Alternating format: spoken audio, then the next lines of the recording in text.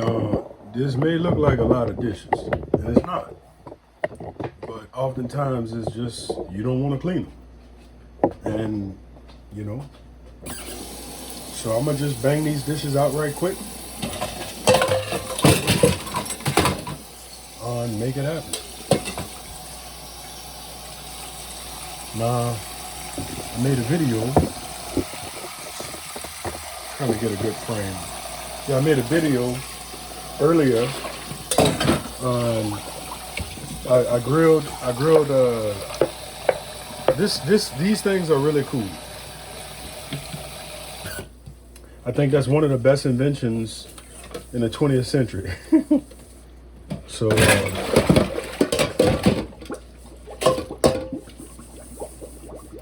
now coming up in the household I came up in, the culture I came up in, you know, you always had a pot of dishwater, a bowl of dishwater with suds, you know, that's just how it was. So the tradition is still alive. And so anyway, I wanted to make this video just to let you know that I'm a normal person, normal human being, just like you. And I have normal chores to do throughout the day, just like you. I work just like you. And I'm just like you. And you just like me. So we have more in common than we don't. But at the same time, I made a video where I talked about some stuff that all content creators have to deal with, and that's public opinion. And so with public opinion, it could be helpful and it could be harmful. And sometimes the public, they don't have any idea, and maybe they do, of what they say and how it can impact a person for a negative way. And so, you know, be responsible.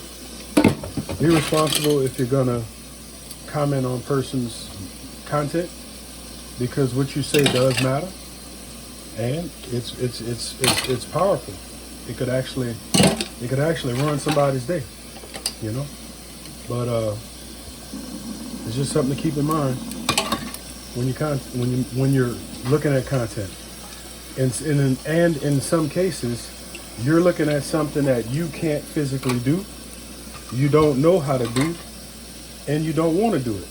But you're going to be critical of someone else who's actually doing something positive, right? So just keep that in mind. You know, what you say does matter. Now, if you're one of those people that are critical, that's not necessarily a bad thing.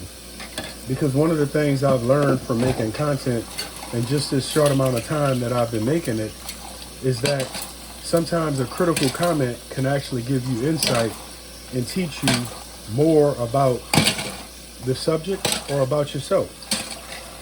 All comments, just because they're negative, aren't bad. And I don't want to admit that, but that's the truth as I see it. So I wanted to pass that on to you, that you have opportunities where you can learn from some of the negative comments that's made by people. Even though it may not be something you want to read or hear, you can learn from it. And I'm not just talking about being thick-skinned. I made a video where I cooked one of my ethnic dishes, and somebody, you know, made a comment where they died, they vomited, they choked, they regurgitated their vomit, they died again, all of that stuff, because what they saw in the pot was something they had no idea that people ate. And so when you're down here in my area, you know, people eat that stuff often. So it's food for us, but for somebody else, it's like, I didn't know you could eat that. And not only that, but it's repulsive. And so making content, you have to also understand that. A negative comment is not necessarily a deal breaker. It's just a different point of view. And if everybody deal with different points of view civilly and like humans can do, it won't be a deal breaker and you won't get your feelings hurt as much. So that's just something to keep in mind about stuff you see on the internet, whether you're making the content or you're actually the person that wants to be. So anyway, so something I've learned a number of years ago, I learned that for every one person that says it, they have others that are thinking it, and they just haven't said it. So there is even some truth into people, saying things that you may not like or you may find offensive. So just something to keep in mind. But if you're one of those people that feel like you got to say something, like just remember, if you use the brain power you have, did you really need to say it? For example, I'll use something, and I laughed about it because I thought it was funny and I had been anticipating it. But I have fingernails, right? I'm taking these pills, and one day I'm going to do a review on the pills. But that's part of the reason I was letting my nails grow, because I'm taking these pills and my nails have been growing like wildfire as a result of those pills. So I don't typically have long nails. Typically I don't, because I've always done manual work or I've done dirty work. I've had to work on the car and you get all that gunk under your nails. So I always typically keep shorter nails. But right now they're long, probably longer than they've ever been. And so I've been making content for over a month, me and my family. And so somebody finally said, hey, you need to trim your nails, And I laughed with them because they laughed with me. And I thought it was funny that finally, and I told them, I said, you're the first person that said something finally, And so I thought that was hilarious. Well, I thought about what they said, that I need to cut my nails. And after they said it, then I had another commenter that said the same thing on a different video. And so I laughed with them too, because I thought it was funny, Now this is what I want to tell you. If you are one of those people who just have to comment about something. Now let's talk about cutting your nails. What's wrong with me having long nails? Now I know what you're thinking. Some of you thinking, well, if you're cooking, your nails should be short. How about you just have clean nails if you have nails? Now, if you cook in a professional kitchen and you're feeding people, you know what? Hygiene is important. Do you shower before every shift? So you can have short nails and don't shower before every shift. You could just wake up, throw on your chef's pants and your white jacket and go to work. Hygiene is important. So just because somebody has long nails don't mean they have bad hygiene. Grooming is a different story. But name the kitchen I work in. So why do I need short nails? I don't. That may just be your preference. And I'm fine with your preference. I really am,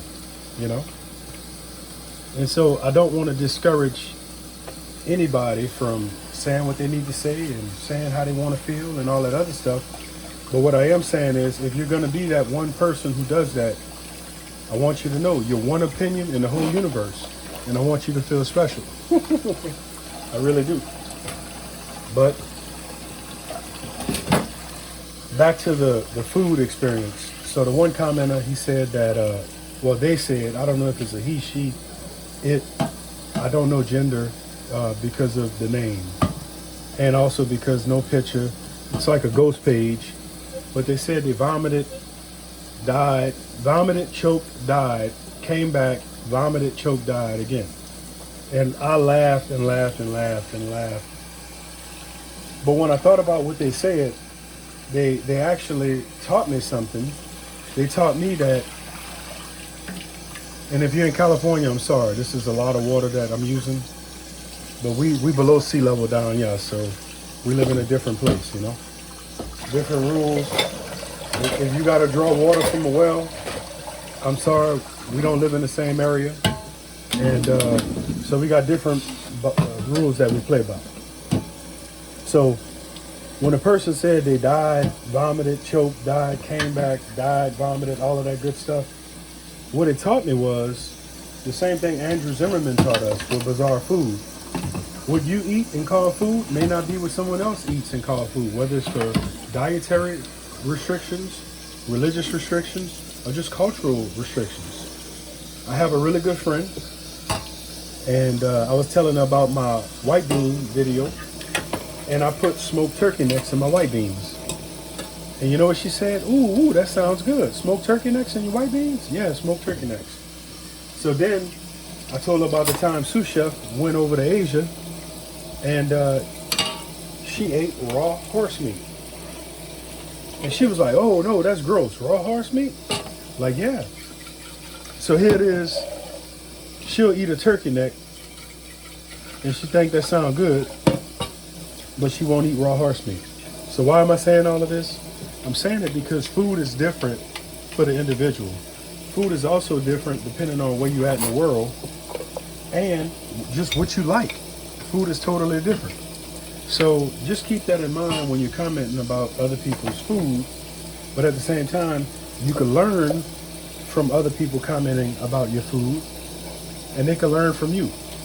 Because we have more in common than we don't have in common. And that's the real point I want you to take away from this video.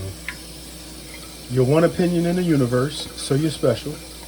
And take away from this video, just be civil when you open up your keyboard and talk about something that you see for just a few seconds. You just seen a soundbite of a 15, the video is 30 minutes long, and you see 10 seconds of it, and you already are an expert at giving your one opinion about something you don't know nothing about. Or maybe you do know about it, you know? But celebrate what we have in common, and don't allow what we don't have in common to ruin it, you know? So I made a TikTok video earlier, because we are on TikTok, Pause and Play NOLA.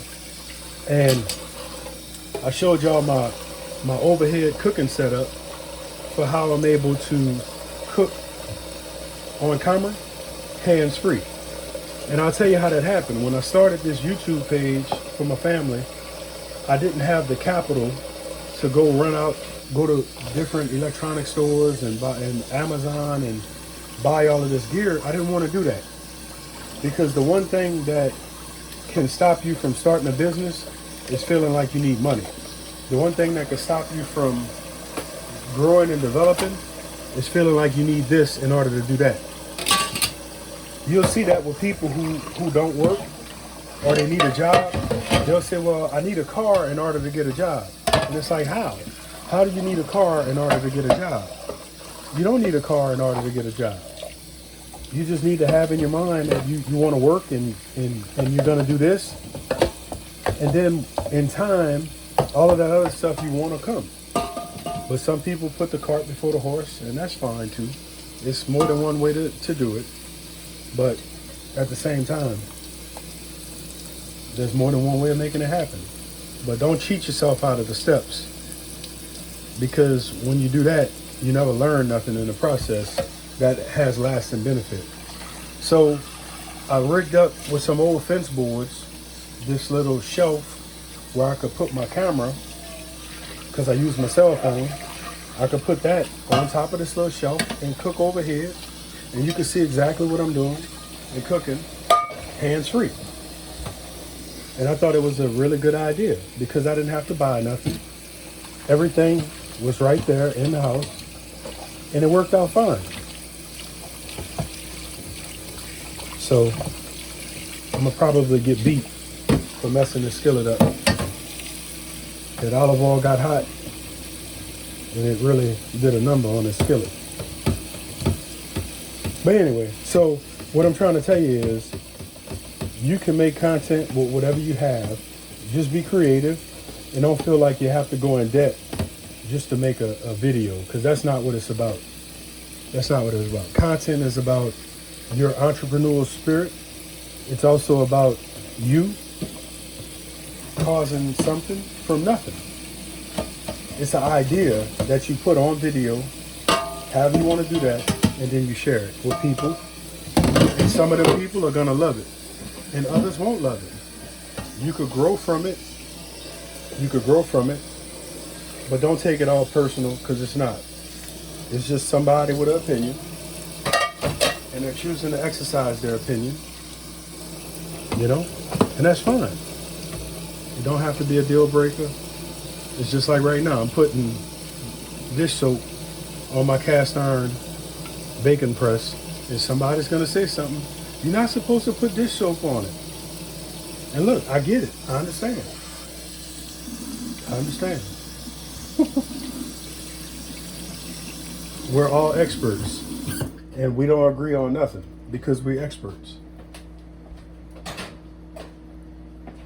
And that's not a problem for me. I'm glad you're an expert. I'm really glad you're an expert. And I hope it's working out for you while you're being an expert on my page. You know, but opinions are just like if you watch food pages and they show you a recipe, you're like, man, I want to cook that. And that's the good thing about an opinion. It's just like somebody else's recipe or idea, and you could benefit from using it. You know, now some recipes you're not gonna like. You don't like either the ingredients, you don't like the food, you don't like certain things about it. Hey, well, that's the opinion, you know. There's one recipe on the internet. So just keep that in mind when you're watching content or making content, you know. It's just one in the grand scheme of things, and it's special. Might not feel like it at the time, but it is special. I gotta find my little brush straw. I don't know where the brush straw is at.